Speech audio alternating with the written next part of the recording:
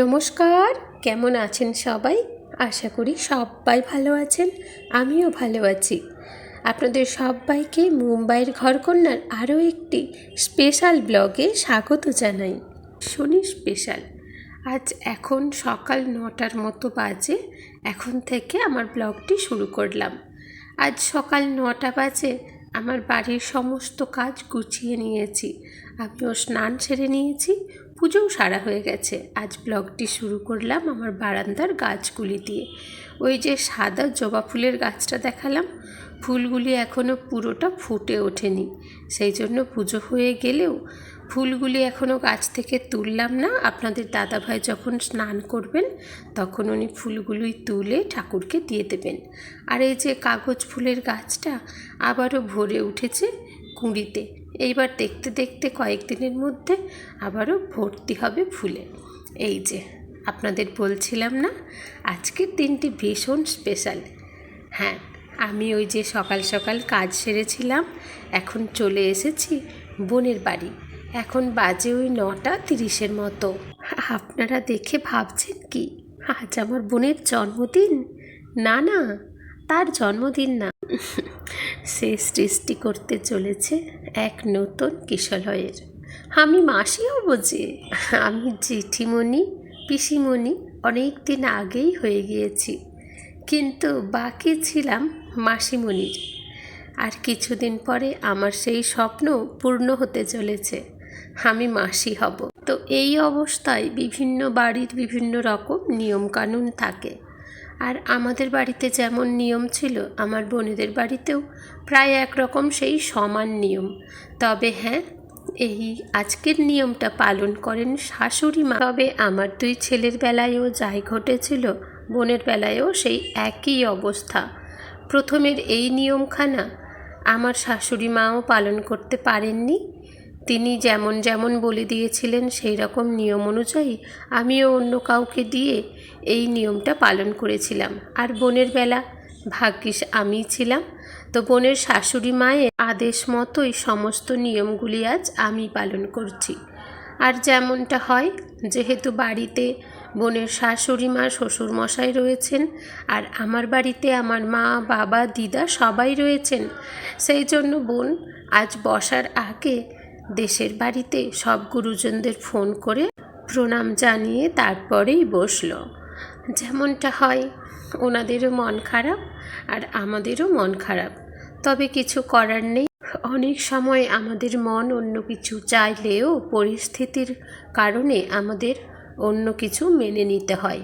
ওদিকে মাসিমা ফোনেই রয়েছেন, উনিও আজকের এই দিনটাকে ভীষণভাবে মিস করছেন। আমি যেমন মাসি হব প্রথমবার, আর উনিও কিন্তু ঠিক সেই রকমই প্রথম ঠাম্মি হবেন। আর আমার বোন যেহেতু ওর শ্বশুর বাড়িতে একাই, সেই জন্য আমার বোনের শাশুড়ি মায়েরও এই প্রথম ঠাম্মি হওয়া নিয়ে স্বপ্নটা নিশ্চয়ই কম নয়। এমনি কথাতেই আছে না যে বাঁশের চাইতে কঞ্চের দাম বেশি হয়। তো যাই হোক, ঠাকুরের কাছে প্রার্থনা করি বোন যেন সুস্থ স্বাভাবিক ফুটফুটে এক চঞ্চল শিশুর জন্ম দেয়, আর 5টা শিশুর মতো সে যেন হেসে খেলে বড় হয়ে উঠতে পারে খুব স্বাভাবিকভাবেই। ও হ্যাঁ, এদিকে কিন্তু এই যা কিছুর আয়োজন সব কিন্তুই সকাল সকাল উঠে রাহুল নিজেই রেডি করেছে। ওর মা ওকে যেমন যেমন বলেছেন, মানে মাসিমা যেমন যেমন বলে দিয়েছিলেন, ও ঠিক তেমনটাই করেছে। হ্যাঁ, বুড়ো বলে বল এখন কিসে কাটবো? এমনি কামড়ে কেন? এখন ঘরে ছুরিতে কাটা যাবে তো? হ্যাঁ, আচ্ছা আচ্ছা, ঠিক আছে। বুড়ো বলে তোমাকে? আগুনে পুড়িয়ে নিলে সব শুদ্ধ। ঠিক আছে, এটা দিয়েছি তাহলে, রাখছি তাহলে। আর টানিস না, বাঁধতে ফেলাবে না। দুষ্টু, তুই তো বলছিলি আচ্ছা, বন্ধটা একটুখানি খেয়ে নে। অনেকটা খেয়ে ফেলেছিলাম। আমি তো অনেকটা খেয়ে ফেলেছিলাম। একটুখানি খেয়ে দেখ দুষ্টু। আঙুল দিয়ে, আঙুল দিয়ে। দুষ্টু আরে আমি খাই দিচ্ছি না। দিমাগ খুলে যাবে। হাত পা প্রণাম করে খেতে হাত পা এরকম করে। না, ও আঙুল দিয়ে খেয়ে নেবে। ঝেড়ে ফেলে দিচ্ছে, ঠাকুর রাগ করবে না নু। হুম হুম এনে একটু করে ফল মিষ্টি আর রেখে এনে। আমি এটা দিয়ে সকালে চন্দ্রমিত্র খাওয়া নিয়ে বেশ হাসি ছিল। আমি যেমন ভুলবশত আমার বোনকে অনেকটা বেশি চন্দ্রমিত্র দিয়ে দিয়েছিলাম, ওতে হঠাৎ করে ওর গা গুলিয়ে উঠেছিল। আমি তো ভয় পেয়েছিলাম যে আবার বমি না করে ফেলে। আর আমার ছোট ছেলেকে তো দেখলেনি, বাড়ি চলে এসেছি, কালকে রাত্রের বাসি পিঠে ছিল, এসে দেখলাম আমার বড় ছেলে এবং আপনাদের দাদা ভাই ওই পিঠে নিয়ে টিফিন করতে বসেছেন। আর ওদিকে আমি আর আমার ছেলে বোনের বাড়ির টিফিনটা সেরেই এসেছিলাম। চলুন ঝটপট রান্না বসাই। আপনাদের দাদা ভাই আগের দিনেই বলেছিলেন একটু শিম ওলকপি দিয়ে একটু বেশি করে টমেটো আর চিংড়ি মাছের সঙ্গে ঝাল ঝাল টকটক করে আজকে একটা তরকারি রান্না করতে। এখন সেই তরকারিটাই বানাবো আর একটু ডিম ভেজে দেবো, ডাল, ব্যাস। চলুন ঝটপট রান্না সারি। এই যে রান্না সেরে ছেলেদের খাইয়ে দাইয়ে স্কুলে দিতে গিয়েছি, অমনি না ডেলিভারি বয় ফোন করেছে। কয়েকদিন আগে ফ্লিপকার্টে কিছু গ্রসারি আইটেম অর্ডার করেছিলাম। বেশিরভাগটাই আমরা এখানে মল থেকে কিংবা মুদিখানার দোকান থেকে নিয়ে নিই, তবে এই কয়েকটা আইটেম আমার ফ্লিপকার্টেই যেন মনে হয় একটু সস্তা পড়ে। একটা নিয়েছি মাখনা, এই মাখনাখানা রোস্টেড না, এটা নর্মাল, এটাকে রোস্ট করে খেতে হবে।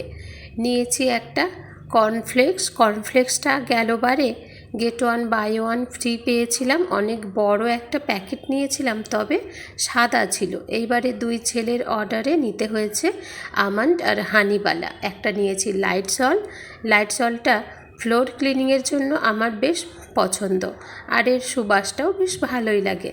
একখানা নিয়েছি নিহারের নারকেল তেলটা আমরা চারিজনেই মাখি, আর নিহারের নারকেল তেলটা বেশ একটু লাইট, সেই জন্য আমার বড় ছেলের ভারী পছন্দের জিনিস। আর এই যে নিয়েছি 2 লিটারের একখানা টাইড লিকুইড।